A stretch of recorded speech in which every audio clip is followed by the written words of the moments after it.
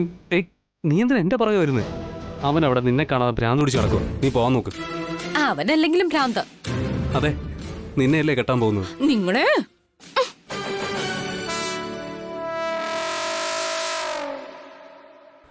എന്തായാലും ലക്ഷ്മി ദേവനുമായിട്ട് സന്തോഷത്തോടെ തന്നെയായിരിക്കുന്നത്. ശിവാനി ഇവിടേക്ക് തിരിച്ചെത്തുകയും ചെയ്തല്ലോ. ഇനി ഞാൻ ഇവിടെ നിൽക്കേണ്ട ആവശ്യമുണ്ടെന്ന് തോന്നുന്നില്ല. ദേവനോ ലക്ഷ്മിയെ കണ്ട ചിലപ്പോൾ അവർ തെറ്റിദ്ധരിച്ചാലോ. നാണക്കേടാവും. അതുകൊണ്ട് അങ്ങ് പോകുന്നതാണ് നല്ലത്.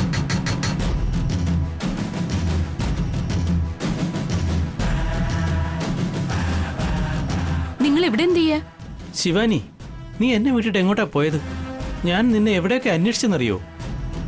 നിന്നെ വിട്ടിട്ട് പോയതല്ല, നിന്നെ കളഞ്ഞിട്ട് പോവാന്നാ ഞാൻ കരുതിയത്. അല്ല, നിങ്ങൾ എവിടെ പോയതാ? നിങ്ങളെ അന്വേഷിച്ച് ഞാൻ ടേബിളിനടുത്ത് വന്നപ്പോ നിങ്ങൾ അവിടെ ഇല്ല. റിസപ്ഷനിലോ ഗാർഡനിലോ കാണുമെന്ന് കരുതി ഞാൻ അവിടെ അന്വേഷിക്കായിരുന്നു. അങ്ങനെയാണോ? ഈ മൂക്കിന് എന്തു പറ്റി?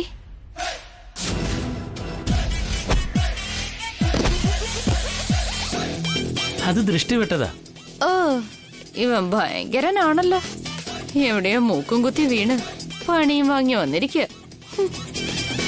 വാ ശിവാനി, ഇരിക്കേ. ഞാൻ ദേവേട്ടനോടൊന്ന് സംസാരിച്ചിട്ട് വരാവേ, ഒരു 5 മിനിറ്റ്. അയ്യോ, നീ ഇങ്ങനെ പ്ലീസ് ഒന്നും പറയാതെ ശിവാനി, എനിക്ക് എന്തോ പോലെ തോന്നുന്നു. ശരി. നിങ്ങൾ എന്തിനാ എന്നെ ഇങ്ങനെ ഫോളോ ചെയ്യുന്നേ? എന്റെ ദേവേട്ടനെ കുറിച്ച് നിങ്ങൾക്ക് അറിയാലോ. നിനക്കാണ് അറിയാത്തത് ലക്ഷ്മി. എനിക്ക് എന്തറിയില്ലെന്നാ പറയുന്നേ? നിന്റെ അച്ഛനെ കൊല്ലാൻ ശ്രമിച്ചത് നിന്റെ ദേവേട്ടനാ ലക്ഷ്മി. അത് നിനക്കറിയാമോ?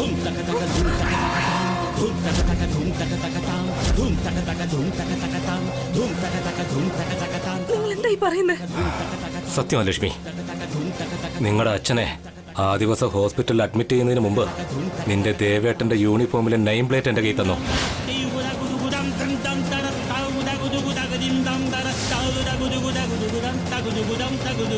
അയാൾ ആ മർഡർ അറ്റംപ്റ്റ് നടത്തിയതെന്നാ എനിക്ക് സംശയമുണ്ട്.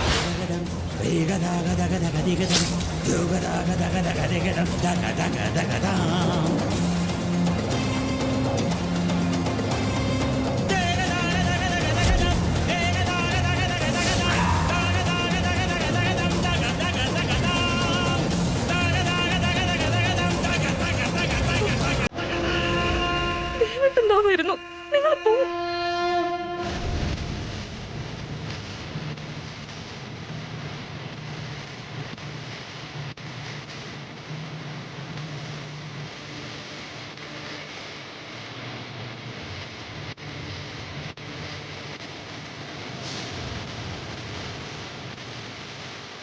നിങ്ങൾ എന്താ സംസാരിച്ചത്? അവൻ എന്താ പറഞ്ഞതെന്ന്? അവന് എന്തിനാ എപ്പോഴും നിന്നെ ഇങ്ങനെ കാണാൻ വരുന്നത്? പറയാൻ എന്നോടല്ലേ ചോദിച്ചത്? പറയടി.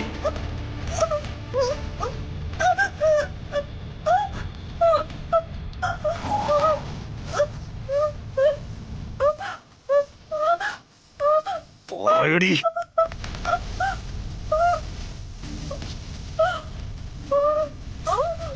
പറയാൻ.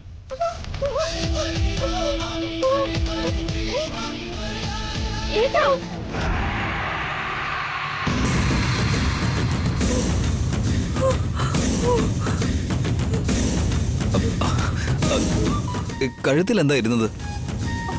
എന്തോ പറ്റിയിരുന്നു. ഇതൊക്കെ തുടച്ചു കളയണ്ടേ ലക്ഷ്മി? ശിവാനി, ലക്ഷ്മി വീട്ടിലേക്ക് കൂട്ടിക്കൊണ്ടുപോ. എനിക്ക് ഒരു അത്യാവശ്യ ജോലിയുണ്ട്. ലക്ഷ്മി, എന്തിനാ എന്റെ ഏട്ടൻ നിന്റെ കഴുത്തിന് പിടിച്ചത്? പറ ലക്ഷ്മി. പറയുന്നുണ്ടോ ഇല്ലയോ? ഒന്നുമില്ല. എന്താ നടന്നത്? പറ ലക്ഷ്മി. എന്റെ ഏട്ടനോട് ഇതൊന്നും പറയരുത്. എന്തോ കാരണമൊന്നും ചോദിച്ചാൽ അത് പറയാതെ നീ നിന്റെ ഏട്ടനോട് പറയരുതെന്ന് പറയുന്നോ? എന്താ ഇങ്ങനെ ചെയ്തു എന്ന് പറഞ്ഞോ നിന്റെ ഏട്ടൻ നിന്നെ ഉപദ്രവിക്കുന്നു തോന്നുന്നുണ്ടോ? ഏട്ടൻ എന്റെ കല്യാണത്തെ കുറിച്ച് ഓർത്ത് ഒരുപാട് സന്തോഷിച്ചിരിക്കുക.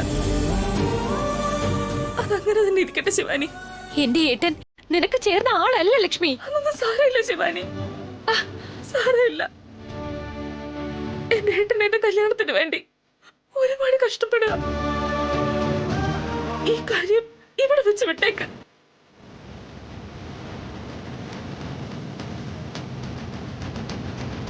പറ്റില്ല. പറയാൻ പാടില്ല. എന്റെ തല തൊട്ട് സത്യം ചെയ്യും.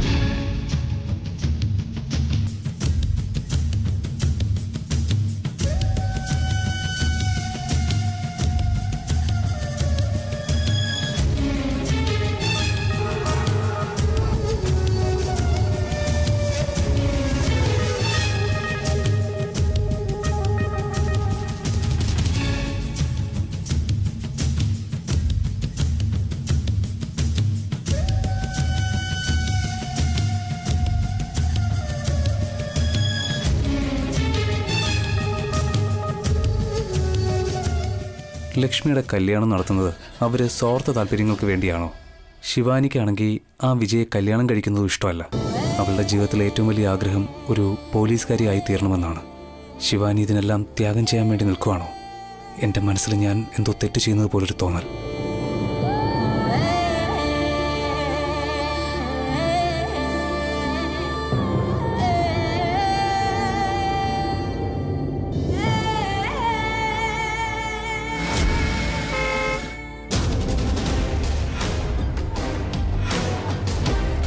ചേച്ചി, ദേ ലക്ഷ്മി ചേച്ചി വരുന്നുണ്ട്.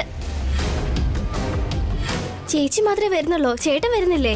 കാറിന്റെ ഹോൺ ശബ്ദം കേൾക്കുവാണെങ്കിലേ രണ്ടുപേരും വരുന്നു എന്നല്ലേ?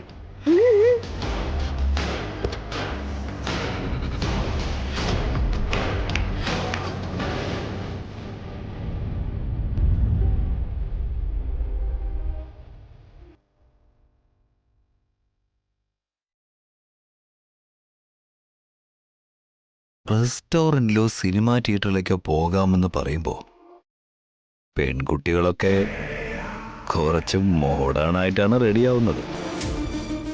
എന്നാൽ നിന്നെപ്പോലെയുള്ള ചില കുലസ്ത്രീകളായ പെൺകുട്ടികളാണെങ്കിൽ പാവാടയും ടോപ്പിലോ അല്ലെങ്കിൽ സാരിയൊക്കെ കൊടുത്താണ് വരാറുള്ളത്. അതാണ് എനിക്ക് കിക്ക് തരുന്നത് ലക്ഷ്മി.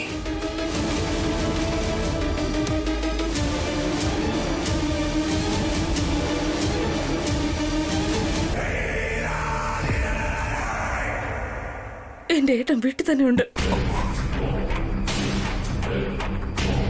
അല്ല, വണ്ടിയോടെ ഗൗതം ഉണ്ടെന്നല്ല അർത്ഥം.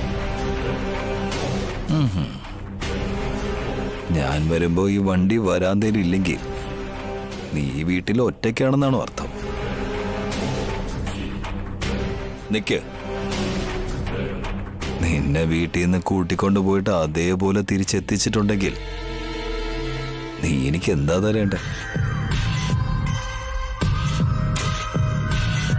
എന്താ ചെയ്യണ്ടേ?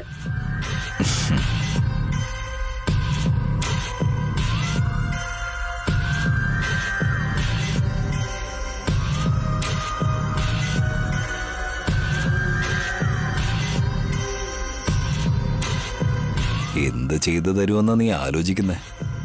എനിക്കൊന്നും മനസ്സിലാവുന്നില്ല. ഞാൻ എന്താ ചോദിക്കാൻ പോകുന്നോർത്ത് നിന്റെ നെഞ്ച് പടപടാന്ന് ഇടിക്കുവാണല്ലോ.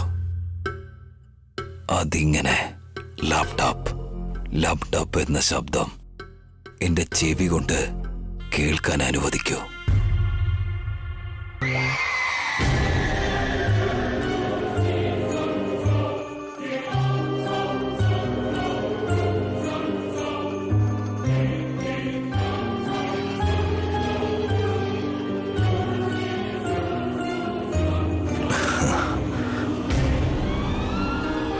എന്താ പേടിച്ചു പോയോ? പേടിക്കേണ്ട ആവശ്യമൊന്നുമില്ല. ഞാൻ നിന്നെ കാറിൽ കൂട്ടിക്കൊണ്ടുപോയി കോഫി വാങ്ങിച്ചു തന്ന് തിരിച്ചു കൊണ്ടുവന്നതിന് ഒരു താങ്ക്സ് മാത്രം മതി. താങ്ക്സ്.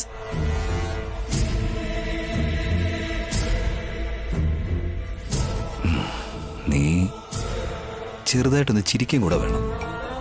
എന്താന്ന് വെച്ചാലേ, നിന്റെ മുഖം ഡള്ളായിട്ടിരുന്നാൽ നിന്റെ ഏട്ടന് തൊട്ടും സഹിക്കില്ല. നീ താല്പര്യമില്ലാതെ ചിരിക്കുകയാണെങ്കിലും എന്റെ സഹോദരി ദേവതയെ പോലെയാണെന്ന് പറയുന്ന നിന്റെ ഗൗതമേട്ടന് വേണ്ടി നീ ഒന്ന് ചിരിച്ചേ മതിയാവും. ബൈ.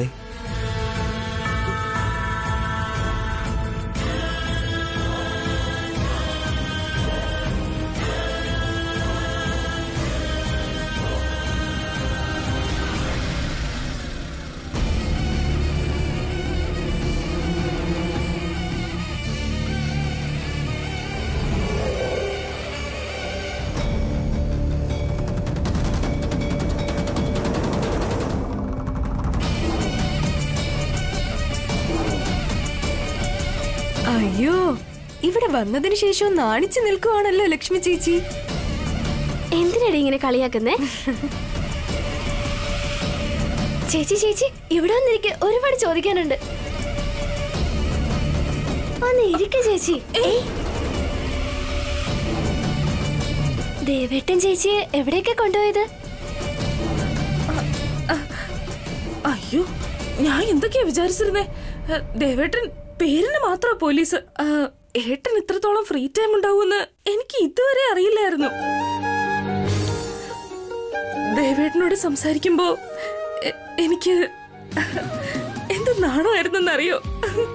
അങ്ങനെയാണെങ്കിലേ ദേവേട്ടന്റെ ടൈം എല്ലാം ചേച്ചിക്ക് വേണ്ടി യൂസ് ചെയ്യാണെന്ന് പറയുവാണല്ലേ?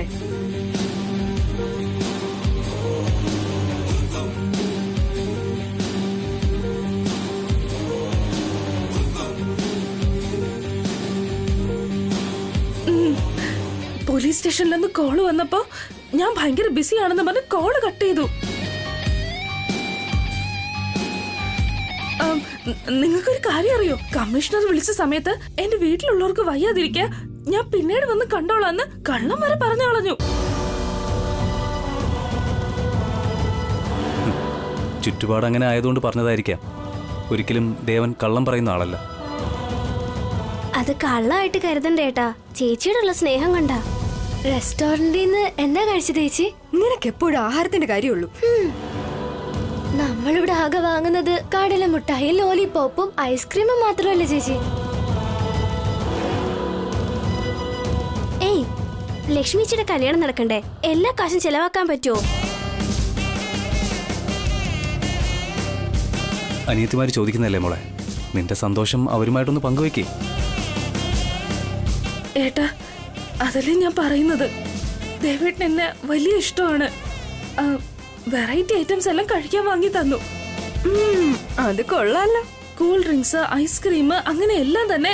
ഗൗരി, ദുർഗ, ശ്രീദേവി, നിങ്ങൾ മൂന്നുപേരും കൂടെ ചേർന്ന് എത്ര കഴിക്കോ അത്രയും എന്നെ കൊണ്ട് കഴിപ്പിച്ചു. നിങ്ങൾക്കറിയാമോ? നിനക്ക് പാഴ്സൽ വാങ്ങിക്കൂടായിരുന്നോ ചേച്ചി? അങ്ങനെ വാങ്ങിയാലേ ദേവേട്ടൻ ചേച്ചി തെറ്റായ രീതിയിലല്ലേ കാണുകയുള്ളൂ. ആ, അത് ശരിയാ. പക്ഷെ വിട്ടേക്ക്. പിന്നെ എവിടേക്കാ പോയത് ചേച്ചി? എന്നിട്ട് സിനിമയ്ക്ക് പോയി. സിനിമയ്ക്കോ? ആ, ഓഹോ, സിനിമയ്ക്ക് നിങ്ങൾ പോയില്ലല്ലോ, റെസ്റ്റോറൻറ്റിലല്ലേ പോയത്. കാറും വെളിയിലുണ്ടായിരുന്നല്ലോ.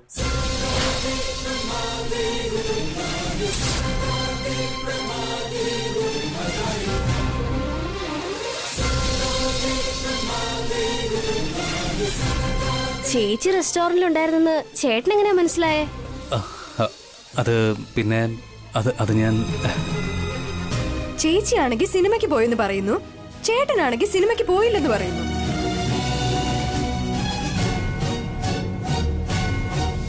ഏട്ടൻ ഞങ്ങളെ ഫോളോ ചെയ്തു അല്ലേ ഏട്ടാ?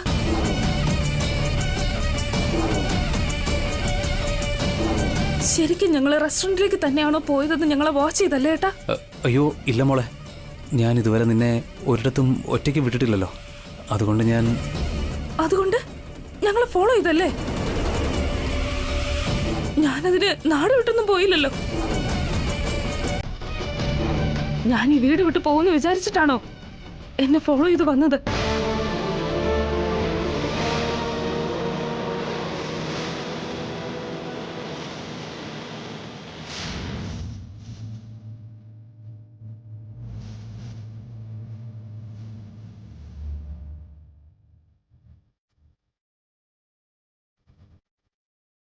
എന്തു പറ്റി ചേച്ചി? ഏട്ടനോട് ചേച്ചി ഇങ്ങനെ പറയാറേ ഇല്ലല്ലോ. പെട്ടെന്ന് ഏട്ടനോട് ഇങ്ങനെയൊക്കെ പറയുന്ന എന്തിനാ? വിട്ടുകള മോളെ, പരസ്പരം അങ്ങോട്ടും ഇങ്ങോട്ടും ഇഷ്ടമായ സ്ഥിതിക്ക് അവരുടെ സ്വകാര്യതയിലേക്ക് ഞാൻ കയറി ചെന്നത് വളരെ തെറ്റ് തന്നെയാണ്. ഞാൻ ഫോളോ ചെയ്യാൻ പാടില്ലായിരുന്നു.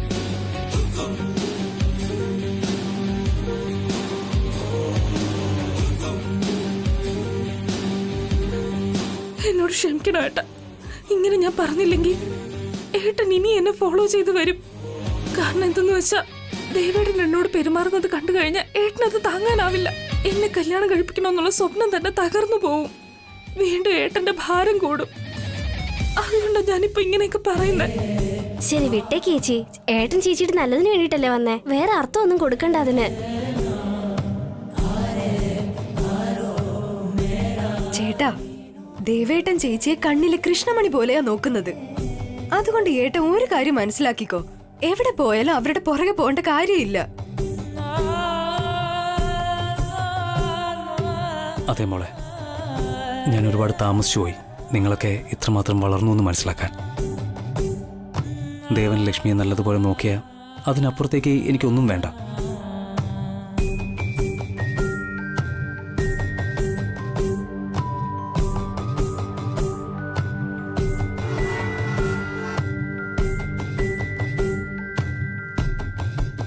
കുത്തേറ്റ് കിടന്ന മുകുന്ദൻ അങ്കിളിന്റെ കയ്യിൽ നിന്ന് കിട്ടിയതാ ഇത്.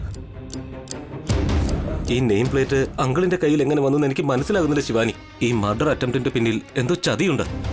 പുതിയ സബ് ഇൻസ്പെക്ടർ പറഞ്ഞിരിക്കുന്നത് ഗൗരി ആത്മഹത്യ ചെയ്തതാണെന്നാ. തുടർ പഠനം നടക്കാത്തതിലുള്ള ഗിൽറ്റി ഫീലിംഗില് സ്വയം തൂങ്ങി മരിച്ചു എന്നാണ് റിപ്പോർട്ട്. ആരാ ആ സബ് ഇൻസ്പെക്ടർ? വേറെ ആരാ മോളെ, നിന്റെ ചേട്ടൻ ദേവരാജൻ തന്നെയാ. ഏട്ടാ, ശിവാനി, ആ പൾസാര ടിന്നെടുത്തേ.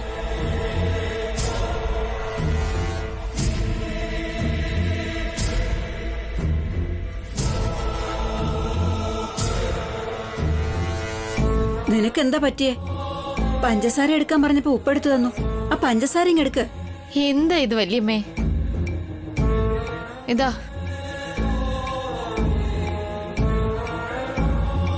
നീ വീട്ടിലുണ്ട്, പക്ഷെ നിന്റെ മനസ്സ് മറ്റെവിടെയാണ്.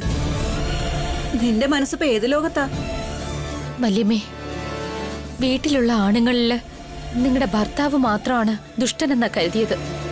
എന്നാ നിങ്ങളുടെ വയറ്റിൽ ജനിച്ച ദേവരാജേട്ടൻ അതിലും വലിയൊരു ദുഷ്ടനാണെന്ന് വല്യമ്മ അറിയുകയാണെങ്കിൽ അതൊരിക്കലും നിങ്ങൾ സഹിക്കില്ല. അമ്മേ, കോഫി. ഒരു മിനിറ്റ് മോനെ. വല്യമ്മേ, ആ, വെറുതെ ഇരിക്കുമ്പോ ഓരോരോ ആലോചനകൾ ഇങ്ങനെ വരിക. ആ കപ്പിങ്ങി തന്നോ, ഞാൻ ഏട്ടന് കോഫി കൊണ്ട് കൊടുക്കാം. അതാ നല്ലത് മോളെ. വീട്ടിൽ നടന്ന് നടന്ന് കാല് നല്ല വേദനയാ. ഇതാ കൊണ്ടുപോ.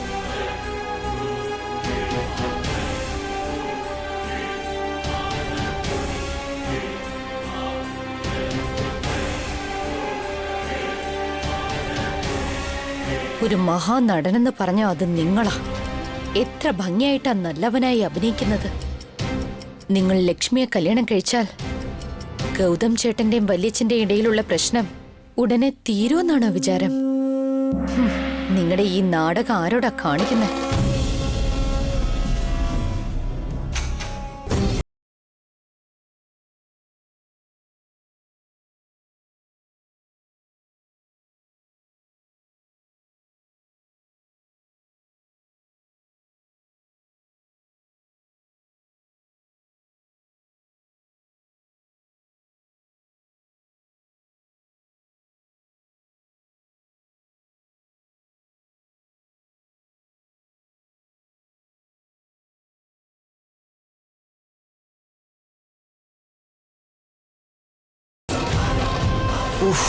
ദേവാ, മോനെ എന്തു പറ്റി മോനെ? ശിവാനി ആ തിളച്ച ചായ എടുത്ത് എന്റെ കൈ കൂടെ ഒഴിച്ചു തന്നു. അയ്യോ, ഞാൻ മനപ്പൂർവ്വം ഒഴിച്ചതുപോലെയാണല്ലോ ഏട്ടൻ പറയുന്നത്. ഞാൻ ഈ കപ്പ് തരാനായിട്ട് വന്നപ്പോ ഏട്ടന്റെ ശ്രദ്ധ വേറെ എവിടെയോ ആയിരുന്നു. അതുകൊണ്ടല്ലേ അത് കളഞ്ഞത്. സൂക്ഷിച്ചു കൊടുക്കണ്ടേ മോളെ? കൈ എങ്ങാനും പൊള്ളിപ്പോയിരുന്നെങ്കിൽ എന്ത് ചെയ്യുമായിരുന്നു?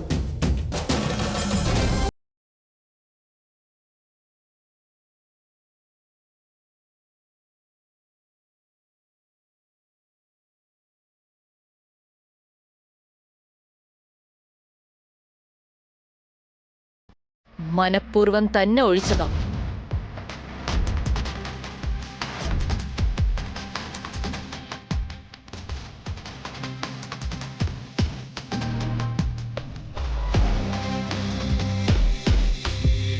എന്താ നന്നായിട്ട് എരിയുന്നുണ്ടോ? ഉണ്ടാവും, ഉണ്ടാവാതിരിക്കില്ലല്ലോ. നിങ്ങളുടെ കയ്യിൽ ഈ ചൂടുള്ള കോഫി വീണപ്പോ നിങ്ങൾക്ക് ഇത്ര അധികം എരിയുന്നുണ്ടെങ്കിൽ നിങ്ങളെപ്പോലൊരു ദുഷ്ടന്റെ കൈകൊണ്ട് പാവൻ ലക്ഷ്മിയുടെ കഴുത്ത് ഞെരിച്ചില്ലേ, അവൾക്ക് എന്തുമാത്രം വിഷമം ഉണ്ടാവുമെന്ന് ഒരു തവണ ചിന്തിച്ചു നോക്ക്.